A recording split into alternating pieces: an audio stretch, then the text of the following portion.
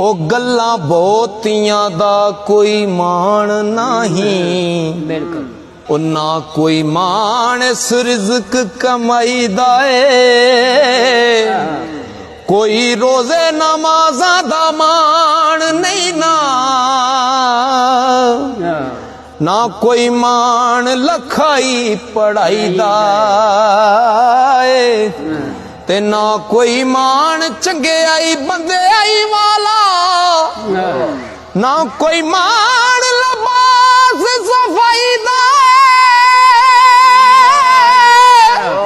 ਮਾਣ ਹੈ ਤੇ ਸਿਰਫ ਸਰਦਾਰ ਸਾਈਆਂ, ਉਹ ਤੇਰੀ ਨਜ਼ਰ ਤੇ ਕਰਮ ਫਰਮਾਈ ਦਾ ਏ।